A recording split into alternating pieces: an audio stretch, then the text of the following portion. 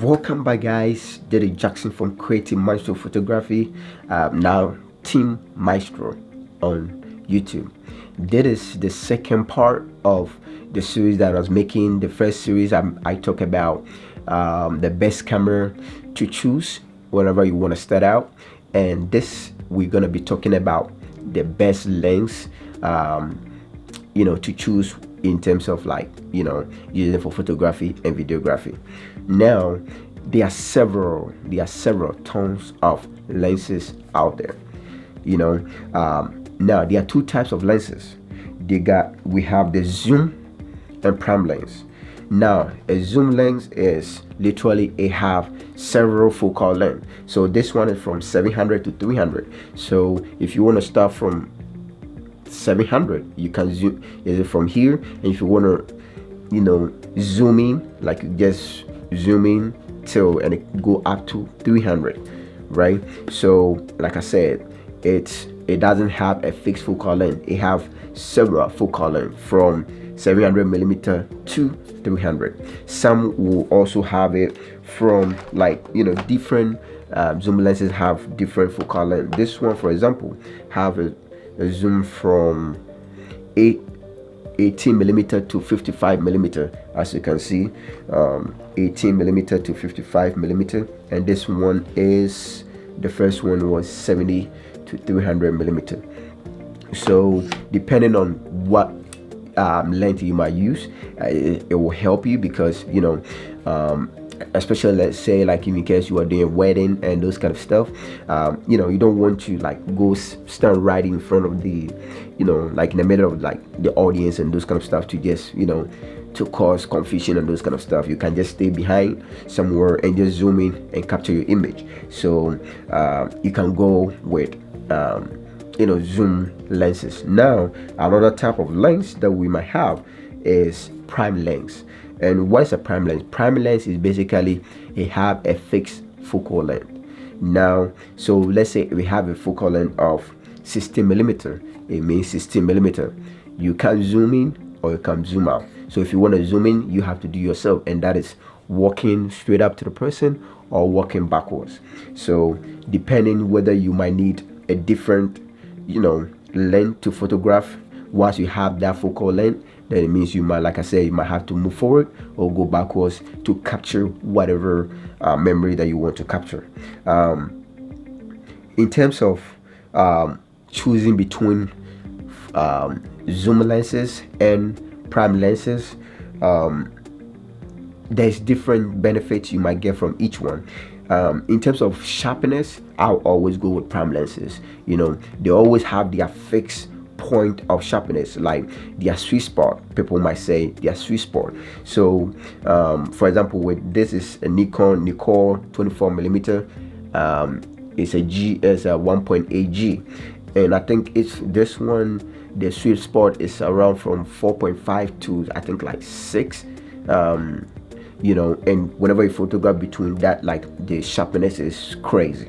Okay, so but one thing is it's hard for you to actually find a focal the sweet spot for zoom lenses, because each of them have their own sweet spot. So it's kind of hard, like I said, it's kind of hard for you to find. But in terms of conveniency, that is will always be good. But in terms of sharpness, this will be good. So let's say if in case you are doing a landscape, right? Which means you have to have capture a wider length or a wider space. Then depending on that, you might choose a lens with a wider focal length. So let's say you want to photograph let's say a football field. Then it means you need something 18 millimeter or 16 millimeter or something like 12 millimeter focal length of the lens, right? Let's say if you want to do a portrait, then you might need something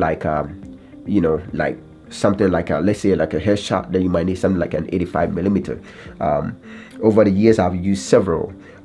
So in terms of in terms of my recommendations, in terms let's say you are doing portrait and you want to go with prime lenses, in terms of portrait, I'll always go with, in terms of Nikon wise, like with this one, I'll go with an 85 millimeter. This is an 85 Nikon 85 millimeter f1.8G, and this is super sharp.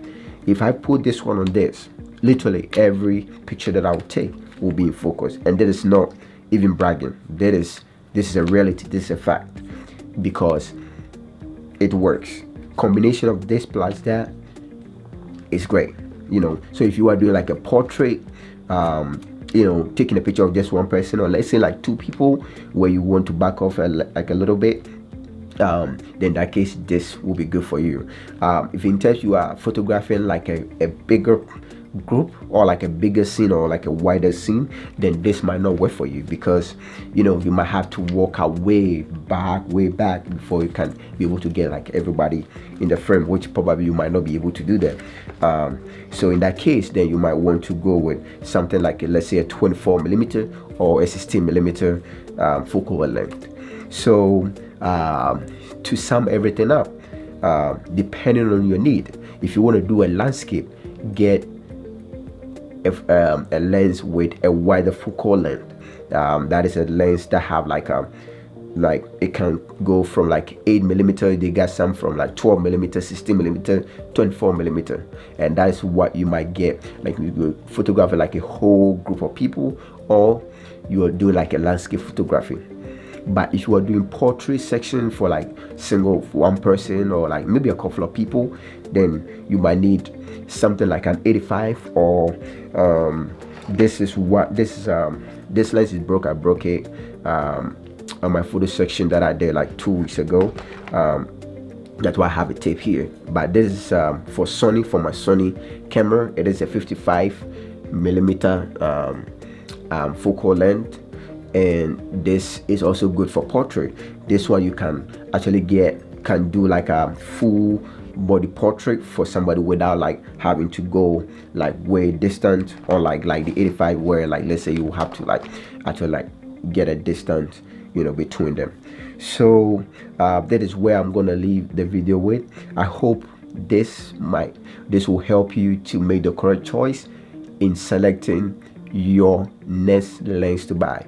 Now, if in case you have any questions, maybe if you didn't really understand what I said, just leave a comment, or a comment in the comment below, and I will gladly respond to it. You can also find me on Facebook and Instagram at Creative Maestro Photography, and here at Team Maestro. If you haven't already, if this is the first time, I would say welcome.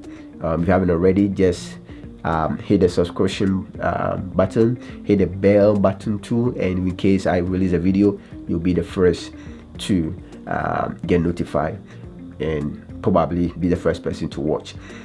Thank you for sticking around. Thank you for supporting Creative Maestro Photography, and it's a pleasure to show you some of the things that I've learned in the past. Thank you for coming along with my journey to becoming a good photographer. Like I always say, keep thinking, keep dreaming, because your next idea will be the greatest idea. Until then, see you.